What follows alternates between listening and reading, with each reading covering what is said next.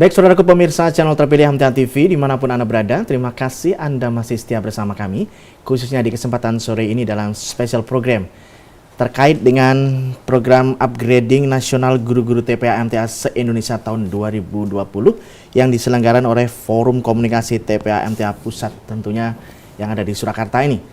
Tadi sudah kita dapatkan banyak informasi terkait latar belakang mengapa TPA MTA berada di naungan bidang pendidikan MTA Pusat oleh Ustadz Dr. Andes Heru Siswanto. Di sebelah kiri saya sudah hadir Ustadz Suprapto, STHI MPI. Beliau adalah pembina TPA MTA dari Seksi Pendidikan.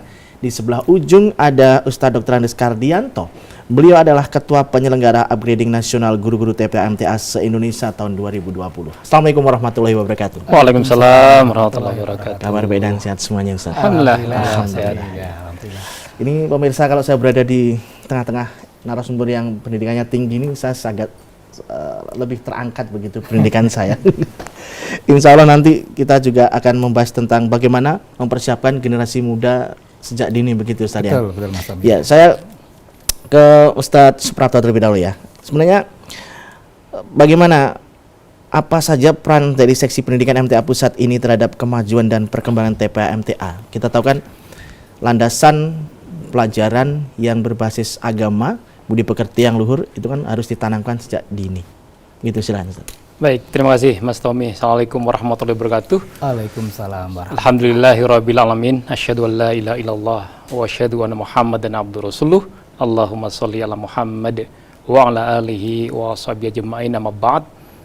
Yang kami hormati tentunya segenap peserta upgrading Mas Tommy, karena memang kami walaupun di studio tapi kemudian tanpa kita sadari ternyata sedang juga dilihat oleh peserta kami yang nanti akan disampaikan oleh Bapak Ketua. Upgrading ini berapa jumlahnya? Lebih dari 1.000. Lebih dari 1.000. Sebagaimana yang pertama.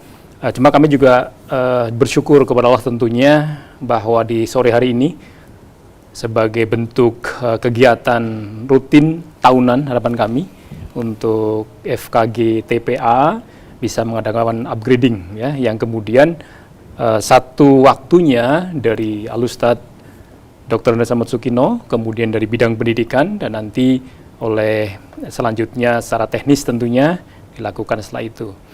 Kami tentu akan fokus tadi yang disampaikan oleh Mas Tommy, dan saya koreksi sedikit, memang per Januari 2020 Seksi Pendidikan berubah menjadi bidang pendidikan. Sehingga skupnya memang lebih banyak, karena yang diayai tidak hanya SD, SMP, SMA, tapi kemudian ada TPA, kemudian TK, yang tadi disebutkan Bapak Ketua Bidang hampir 47, hampir 50 ya. Kemudian juga sekarang yang terbaru adalah di Pondok Pesantren MTA. Sehingga pimpinan pusat melalui keputusan pembina Yayasan Majelis Tahfidz Al-Quran Surakarta ada nomenklatur baru, yaitu ada bidang pendidikan.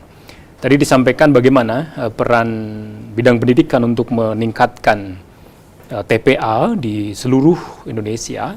Salah satunya adalah sekarang ini. Jadi kami memang waktu itu dari bidang pendidikan bermusyawarah dengan Bapak Kardianto, Dr. Andes Kardianto, dan juga seluruh pengurus Forum Komunikasi Taman Pendidikan Al-Quran MTA, bagaimana segera menyusun program-programnya, program tahunan, program bulanan atau trimester, juga semesteran.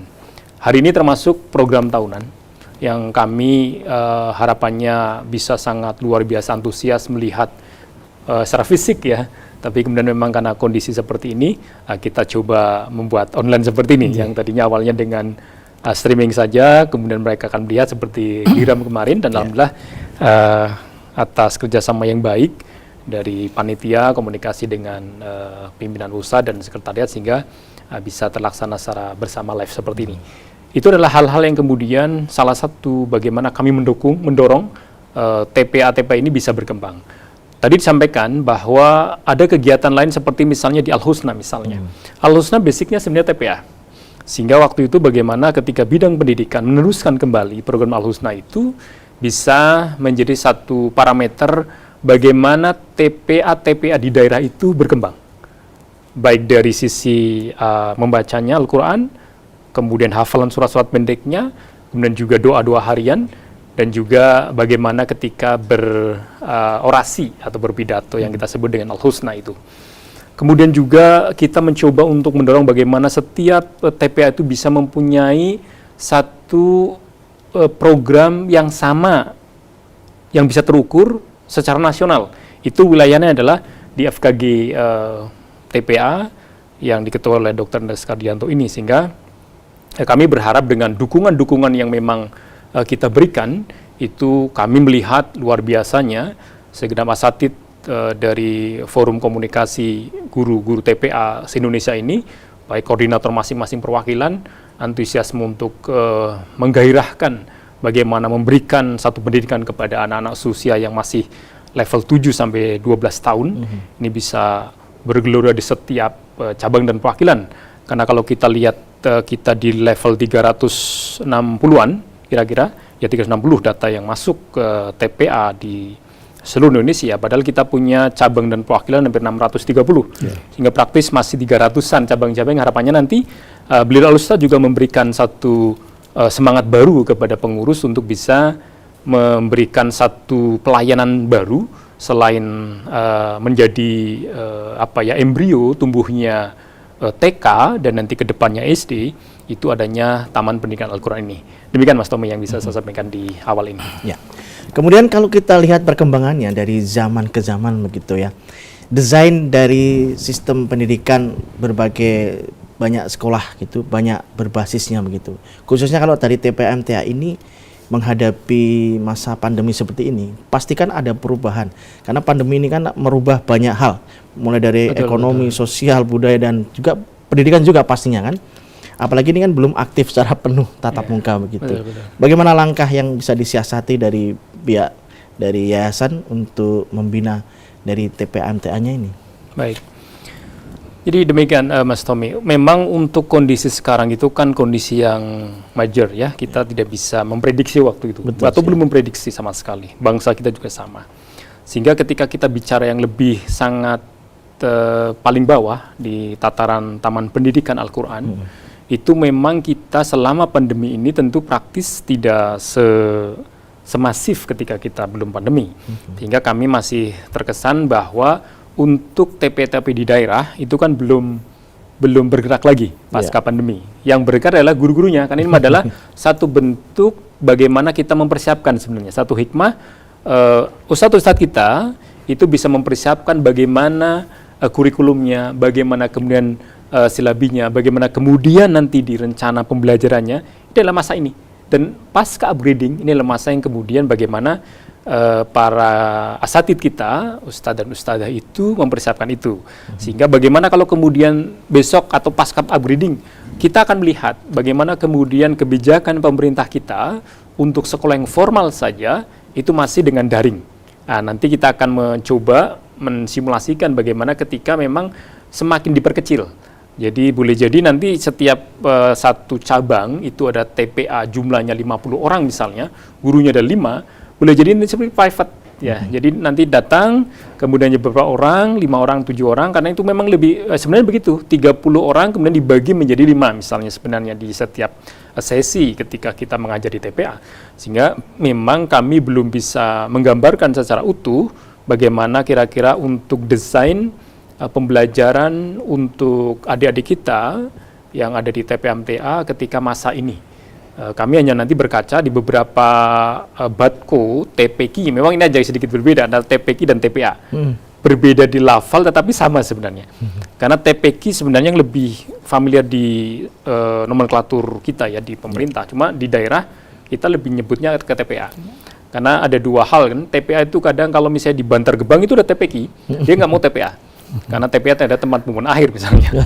Kemudian memang di Permen Mendikbud kita di 14 2013 memang disebut TPA itu teman pendidikan anak ya. Jadi memang ada nomenklatur untuk mereka. Kita sebenarnya di TPQ maksud saya, tapi kita lebih familiar dengan TPA. Jadi nanti akan kita desain beberapa TPA misalnya di Gajah Mungkur misalnya, itu sudah menggunakan protokol kesehatan yang luar biasa ketat. Kenapa? Karena mereka sudah masuk ke Madin. Jadi sudah punya daftar, sudah punya nomornya, sehingga mereka kan ada wisuda oleh Kemenak gitu. Oh begitu ya. Jadi dikumpulkan bersama lah, kita memang ke depan akan seperti TK kita. TK kita kan juga PAUD ya, anak usia dini. Tapi kemudian ketika mendapatkan satu pengakuan, karena itu juga ada undang-undangnya, nanti kita sama. Jadi TPA-TPA kita atau TPK kita itu juga nanti akan dijadikan pilotingnya mana. Misalnya Klaten ada berapa TPK atau TPA MTA yang memang saya sudah mendapatkan banyak laporan juga bahwa di Klaten dari pemerintah dan KUA atau Kemenak itu juga sudah memberikan tawaran, misalnya ada satu stimulus sebenarnya. Status stimulus itu berarti memang patut dan layak standar bagaimana pengelolaan di TPA. Ini yang ada. Oleh karenanya masa pandemi ini kami akan selama 1 bulan ke depan kita akan melihat apakah kemudian setelah nanti majelis memberikan satu keputusan bahwa kegiatan-kegiatan pengajian kita itu juga bisa sudah mulai offline sebagian secara bertahap, melihat juga lingkungannya. Nanti tentu kami akan mencoba untuk bagaimana itu juga beriringan, karena kan tempatnya juga di majelis. Demikian, Mas Tommy. Baik pemirsa, tidak seru nampaknya kalau kita tidak menuju ke ketua pelaksana ini ya, Ustadz Kardianto. Sebenarnya apa yang melatar belakangi harus diadakan upgrading ini? Ini inisiasinya kapan dan bagaimana prosesnya itu? Bismillahirrahmanirrahim. Saudara-saudari sekalian, para ustadz, ustadzah, guru-guru TPA MTA di seluruh wilayah Indonesia, dimanapun penjenengan berada. Jadi alhamdulillah pada sore hari ini kita bisa bertatap muka, kita bisa bertemu walaupun dengan cara daring atau melalui siaran Majelis Tafsir Al-Quran, yaitu MTA TV. Begini Mas Tommy, jadi yang namanya upgrading itu merupakan kegiatan rutin tahunan Majelis Tafsir Al-Quran. Yang upgrading ini mempunyai tujuan untuk menyeragamkan langkah guru-guru TPA MTA di seluruh wilayah Indonesia. Baik itu kurikulumnya, materinya, dan sistem pembelajarannya. Nah, di samping itu juga di dalam upgrading itu merupakan satu media untuk berkoordinasi, berkomunikasi, menambah wawasan, menambah ilmu pengetahuan. Nah, diharapkan bahwa dengan adanya upgrading itu TPA MTA ini bisa berkembang pesat, tumbuh subur di seluruh wilayah Indonesia. Nah, karena ini adalah situasinya itu situasi pandemi yang dulu biasa diadakan di pusat, di Majelis Pusat. Berduyun-duyun semuanya dari wilayah manapun juga, baik dari Jawa maupun dari luar Jawa, berduyun-duyun datang ke pusat. Nah, karena ini adalah sistemnya pandemi, nah ilmu yang sudah kita terima kan kalau tidak bisa dilaksanakan semuanya, ya jangan ditinggalkan semuanya, kan itu. Nah, ya tetap upgrading karena itu adalah hal yang penting, tetap kita adakan. Nah, pertamanya itu adalah dulu rasan-rasan pertama itu melalui Zoom, Mas, atau melalui media online. Nah, kemudian dari seksi pendidikan pusat, Ustadz Prapto dan juga kawan-kawan menasihati pada kami agar nanti yang dijangkau itu lebih luas. Mbok jangan hanya pakai Zoom. Kalau hanya pakai Zoom kan nanti yang menggunakan hanya yang mendaftar saja. Tapi kemudian dipancarkan melalui siaran MTA TV. Bahkan sekaligus sore ini juga dipancarkan melalui radio MTA FM, juga melalui YouTube dan juga melalui Google Form bagi yang mendaftarkan. Jadi alhamdulillah, jadi ini kita laksanakan memang mempunyai tujuan yang luar biasa semacam itu, Mas Tommy. Ya, dan pemirsa seperti yang tadi disampaikan oleh Ustadz Kardianto, kita juga menginformasikan ya. Jadi acara ini juga bisa disimak mulai dari 107,9 MTA FM di Solo, kemudian 102,2 Persada FM Sragen, 103,9 Suara Pantura FM di Rembang, Jawa Tengah, kemudian 90,8 Prima FM di Cilacap, Jawa Tengah, kemudian 104 RPFM di Gombong, Jawa Tengah, kemudian 105,5 Suara Kesuma FM di Wonosobo, Jawa Tengah, kemudian 89,8 Asidik FM di Purwakarta, Jawa Barat, kemudian di 101,3 Army FM di Mukomuko, Bengkulu, dan juga di 97,9 Siroh Huda FM di Medan, Sumatera Utara, dan tidak ketinggalan di 91,6 Karisma FM di Pontianak, Kalimantan Barat. Demikian Ustaz Kardianto. Alhamdulillah. Ya. Jadi ini sudah go nasional ini. Kemudian Alhamdulillah. dari strategi ini ya Ustaz ya. Sebenarnya sasarannya ini siapa saja? Apakah gurunya saja atau ke siapa saja? Iya. Apa selain guru juga nggak boleh betul, Mas dapat? Tommy. Jadi memang niat awal dulu judulnya saja upgrading guru-guru TPA, MTA seluruh wilayah Indonesia. Iya. Sasaran pertama dulu adalah hanya ustadzahnya saja, Oh, guru-guru gitu, ya. TPA-nya saja.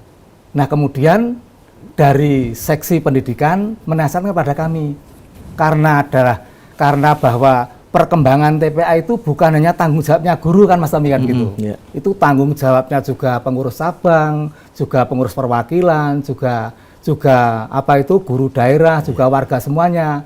Alangkah bagusnya kalau disiarkan melalui media televisi dan juga media radio. Sehingga ini yang semacam ini tidak hanya didengar oleh guru-guru TPA, tidak hanya didengar oleh calon-calon guru TPA, tidak, tetapi didengarkan juga oleh pengurus cabang, didengarkan juga oleh pengurus perwakilan, sehingga akan bersinergi. Nah, sehingga cita-cita kami, cita-cita kita semuanya bahwa TPA MTA itu bisa tumbuh subur berkembang, itu akan bisa terlaksana karena ditopang oleh seluruh komponen yang ada, begitu Mas Tommy. Ya. Dan juga tadi kami sampaikan bahwa ini yang mendaftarkan ikut ini tidak hanya guru TPA, tetapi calon guru TPA. Ini perlu kami jelaskan Mas Tommy.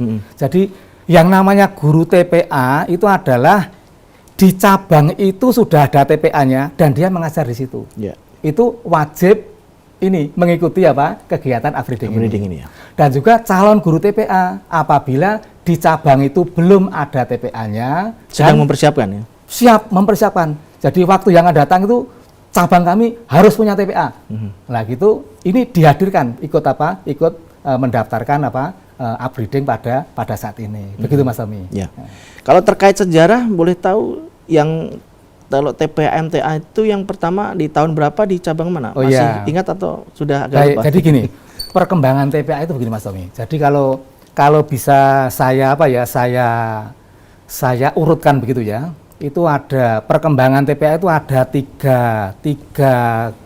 tiga generasi, 3 fase Mas Tommy. Jadi fase pertama itu bahwa TPA MTA itu ada itu sejak awal berdirinya MTA. Jadi MTA awal itu berdiri, TPA itu sudah ada. Namun perlu diketahui bahwa TPA itu masih berdiri sendiri-sendiri. Belum ada koordinasi, belum ada komunikasi. Jadi cabang ya hanya beberapa, tapi belum ada satu komunikasi dengan cabang atau perwakilan yang Berarti lain. masih otonomi daerah. Iya masih sendiri-sendiri. Itu di awal itu begitu. Nah kemudian kira-kira ya tahun 2013 itu MTA Pusat yang dipelopori oleh pemuda MTA Pusat itu sudah mulai dibentuk koordinator tiap-tiap perwakilan. Nah itu sudah mulai adanya komunikasi, sudah mulai adanya satu koordinasi. Nah kemudian yang terakhir tadi sampaikan Ustadz Suprapto tadi bahwa ini di tahun 2000 ya 2020 ini sudah langsung dikukuhkan bahwa di pusat ini sudah ada TPA MTA yang dikukuhkan merupakan bernaung di bawah Yayasan Bidang Pendidikan. Ya. Begitu Mas Tommy. Sebenarnya kalau diambil hukumnya begitu ya. Sebenarnya hukumnya apa sih setiap cabang atau perwakilan itu ini masih kategori ditekankan apa wajib atau gimana? Begini Mas Tommy. Jadi mengingat penting dan urgensi TPA Mas Tommy, bahwa TPA itu merupakan kader-kader, merupakan bibit-bibit yang itu kita persiapkan untuk kelangsungan generasi dakwah Majelis Takfir Al-Quran. Nah sehingga harapan kami dari forum komunikasi TPA MTA Pusat ini mempunyai satu keinginan, mempunyai satu tujuan. Karena pentingnya, karena urgennya TPA itu, maka tiap-tiap cabang itu wajib punya TPA, Mas. Wajib ya? Iya, wajib punya TPA. Nah, ini bukan apa yang saya sampaikan, bukan hanya sekedar mimpi, cita-cita belaka, tidak, Mas. Kami contohkan, Klaten contohnya ya. Kami karena dari Klaten, Mas. Klaten itu ada 33 cabang. Ya. Di awal itu ya tidak gagas namanya TPA itu. 33 itu hanya ada 6 cabang yang punya TPA itu. Nah, kemudian terus adanya komunikasi, adanya koordinasi, ditanamkan para pemuda dan lain-lain. Alhamdulillah sekarang ini 33 cabang di perwakilan Kabupaten Klaten itu semua cabang sudah mempunyai TPA. Alhamdulillah. Bahkan satu cabang itu tidak hanya satu tempat, Mas Tommy. Jadi karena di beberapa wilayah itu ada di cabang misalnya Juring 4 itu ada 3 tempat untuk TPA dan muridnya sudah alhamdulillah. Jadi satu cabang dimungkinkan ada 3 tempat TPA. Bisa Mas Tom. Iya. Jadi gimana? Gini. TPA cabang 1, cabang 2. Ya, bukan. Jadi melaksanakan kegiatan TPA itu tidak harus mesti cabang, tidak. Begitu. Jadi bisa berada di suatu tempat lain. Ya, suatu tempat yang itu bisa memungkinkan untuk kegiatan belajar mengajar untuk TPA. Mungkin di daerah A begitu, yang jauh dari majelis begitu. Kemudian yang dari daerah B juga begitu. Nah, hanya nanti di suatu saat 1 bulan atau 2 bulan sekali diadakan bersama-sama gabungan. Kajian TPA di cabangnya, sehingga biar tahu, oh ini markas bapakku tuh di sini, ngajinya bapakku di sini. Nah, begitu. Jadi bisa dikatakan sifatnya seperti kajian kalau di satu cabang ada 2 atau 3 gelombang begitu ya. Betul Mas. Kemudian gelombang 1 katakanlah hari Senin, gelombang 2 hari Rabu, gelombang 3 hari Jumat. Suatu ketika gabungan gelombang 1, 2, 3 di hari Selasa misalnya gitu ya. Gabungan. Dan untuk membuat anak-anak itu atau santri-santri senang, nah diadakan mungkin lomba. Ya lomba apa itu? Lomba untuk menghafalkan doa-doa harian, atau mungkin lomba untuk ayat-ayat pendek atau apa. Nah, kemudian pulang diberikan hadiah. Itu senangnya bukan main, Mas. Iya. Ada yang lomba yang mewarna atau duas nih. Tapi disiapkan, panitia harus pinter bagaimana supaya yang datang yang datang pada pertemuan atau lomba itu pulang itu dia bawa hadiah. Ya. Dia laporan pada orang tuanya, ya saya dapat hadiah nih. Loh apa?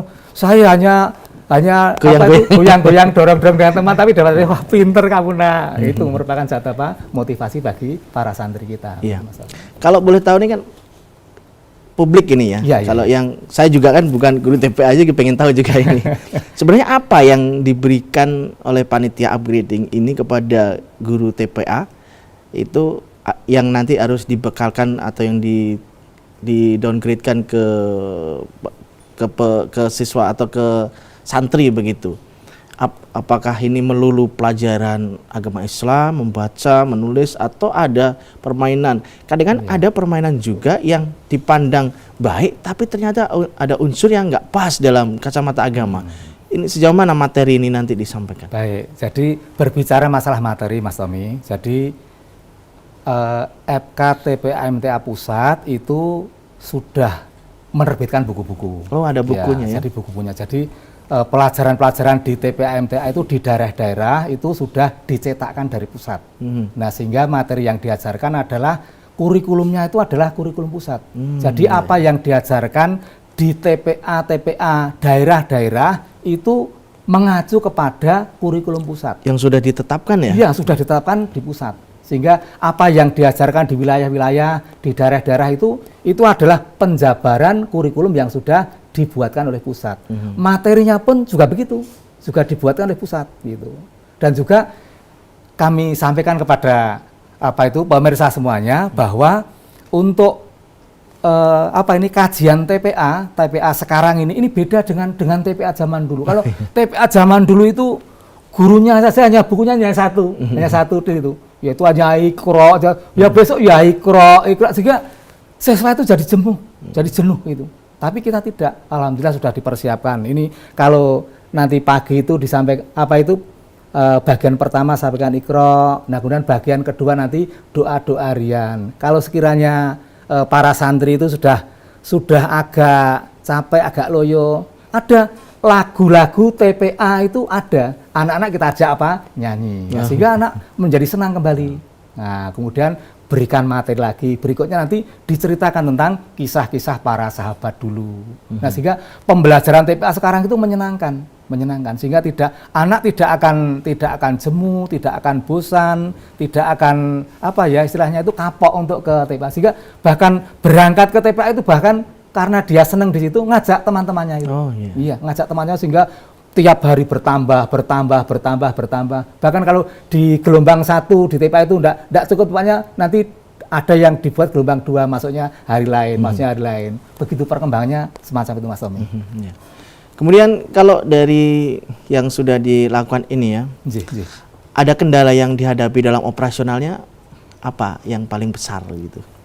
Jadi menurut pengamatan kami, FKTPA pusat itu sama. Jadi kendalanya di wilayah-wilayah itu hampir semuanya sama. Jadi ada 3 wilayah besar yang merupakan hambatan kita di dalam mengembangkan TPA itu. Pertama itu adalah masalah guru. Guru, pengajar atau pengelola TPA. Itu yang sangat yang sangat menjadikan satu hambatan. Di satu cabang itu ya banyak pemuda-pemudanya banyak. Tapi kalau misalnya diminta oleh ketua cabangnya, Mas, kamu besok jadi guru TPA ya, itu aja geleng-geleng ini. Jadi TPA ya Mbak, geleng-geleng gitu. Begitu. Jadi satu adalah masalah gurunya. Tenaga pendidiknya pendidiknya. Sebenarnya pinter dia ya, sarjana SDM ya, banyak, tapi SDM banyak. Yang mau menentukan memilih saya begini itu masih jarang. Nah, ternyata ini guru itu pun juga berkaitan erat dengan hambatan yang kedua, yaitu tentang materi. Jadi hambatan yang kedua itu materi, Mas Tommy. Jadi ya kalau dia misalnya akan sanggup disuruh ketua cabangnya tadi besok ngajar TPA ya, lah engko sing arep tak ulang, yang mau saya ajarkan apa? Nah gitu kan. Nah kemudian ini harusnya kalau ada koordinasi, ada komunikasi, nah dari perwakilan itu mengadakan satu buku pegangan. Nah kemudian bisa dibagikan ke cabang-cabang. Nah cabang itu kemudian menggandakan diberikan kepada guru-guru TPA-nya. Kalau orang itu sudah mempunyai satu materi, Mas Tommy, ya itu sudah mempunyai rasa pede. Besok itu saya akan ngajar TPA berani, yang guru sama murid hanya selisih 1 malam aja. Begitu, Saparto ya. Betul. Karena beliau guru saya. Hanya selisih 1 malam. Sehingga kalau guru itu sudah mempunyai materi, besok di depan muridnya itu sudah pede, gitu. Sudah pede. Sehingga kalau pengen TPA-nya itu maju ya harus ini diatasi bidang tenaga pengajarnya, yang kedua adalah materinya, dan yang terakhir yang menjadi hambatan kita di dalam mengembangkan TPA itu adalah ini jauhnya domisili warga dengan majelis. Jadi kalau orang tua itu akan mengantarkan tiap hari ke majelis kan sangat jauh, Mas. Ada yang 10 kilo, mungkin ada yang 5 kilo, yang jauh-jauh itu kan belum lagi cuaca hujan. Belum lagi cuaca hujan, becek kan gitu.